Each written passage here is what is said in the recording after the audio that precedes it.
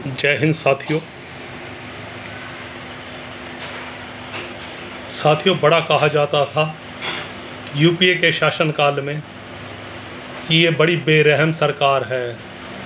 Petrol diesel के भाव कहाँ जा रहे हैं, प्याज कहाँ जा रहा है, हर चीज़ पर महंगाई हो रही है।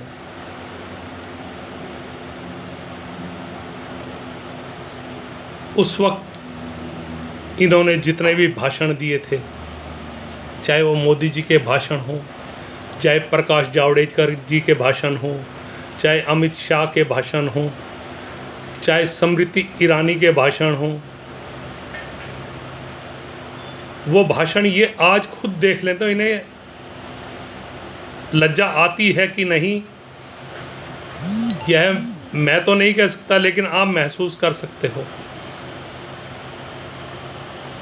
मेरी इस वीडियो को सब्सक्राइब कीजिए, बेल आइकॉन का बटन दबाइए ताकि मेरी आने वाली वीडियो आपके पास पहुंच सके।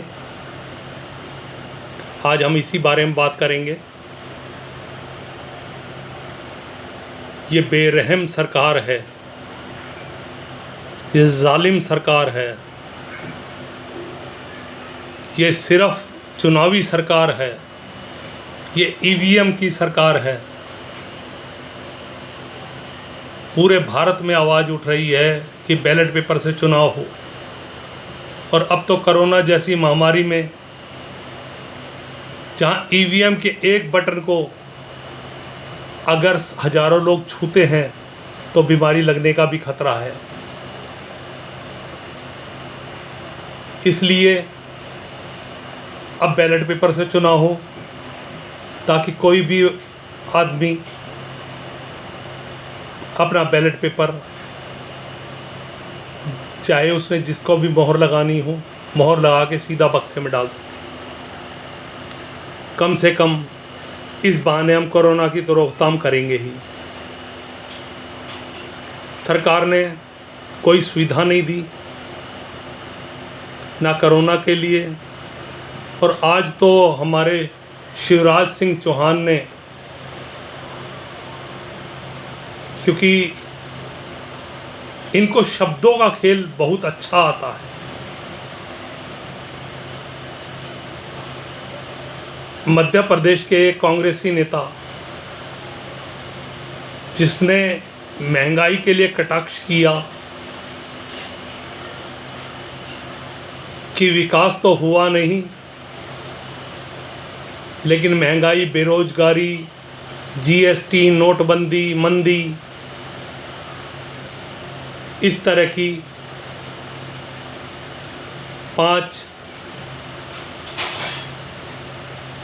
पुत्रियां पैदा हो गई पुत्र के चक्कर में।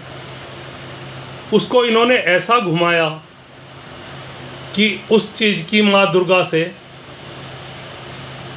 और आधी जनसंख्या से, क्योंकि हमारे देश में महिलाएं आधी जनसंख्या हैं, उस पर ये बात को ले गए।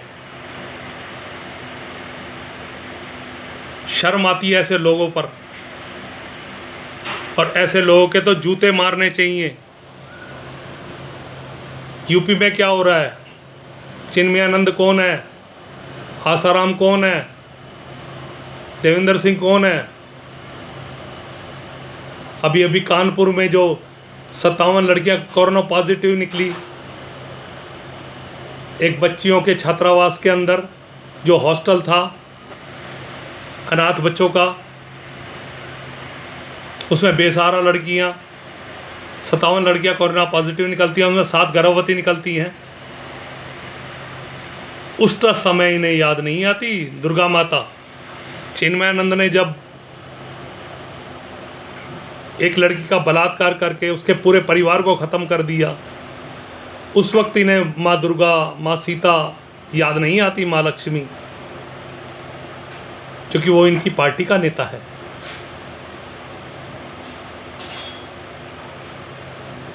शब्दों के जंजाल में फंसाकर इन्होंने भारतीय जनता को इतना बेवकूफ़ बनाया है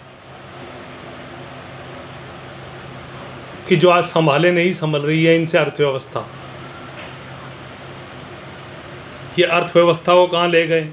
महंगाई चरम पे है। पेट्रोल पहली बार डीजल से सस्ता है। ये इनकी एक उपलब्धि है कि इन्होंने पेट्रोल को डीजल से कम सस्ता कर दिया है।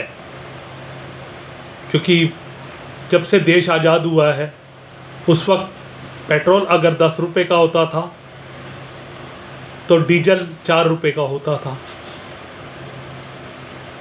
जब यूपीए की सरकार थी पेट्रोल 54 रुपये के करीब था तो डीजल 36-37 रुपये। जब से इनकी सरकार आई है इन्होंने कम से कम एक काम तो अच्छा कर दिया। अब कोई नहीं बोलेगा कि इन्होंने डीजल सस्ता कर दिया। ये तो समझा रहे हैं तुम्हें कि जो काम पूर्व की कोई सरकार,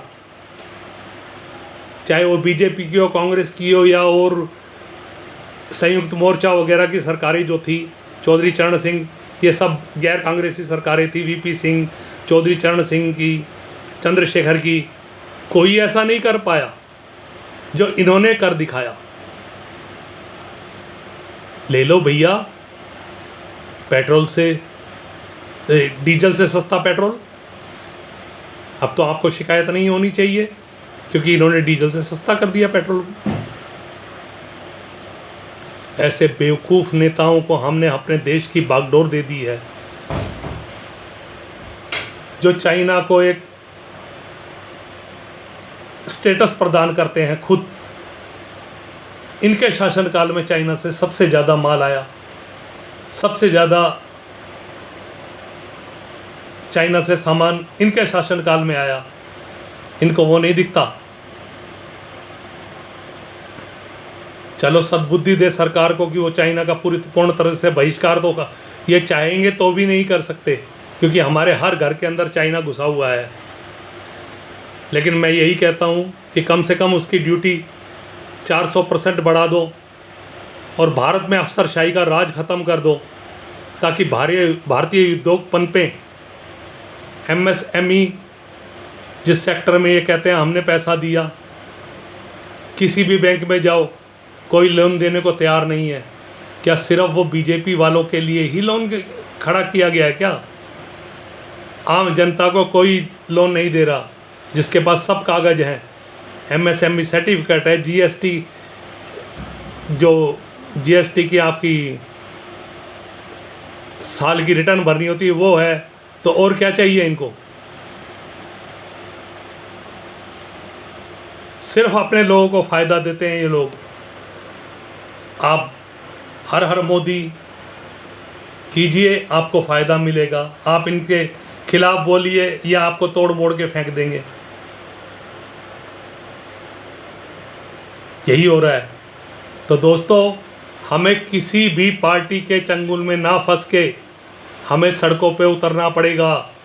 अगर नहीं उतरे तो हमारे घरों के अंदर ये चवन्नी भी नहीं छोड़ेंगे। ये ऐसी जालिम सरकार हैं। इसलिए सोचिए और सड़कों पे उतरिए।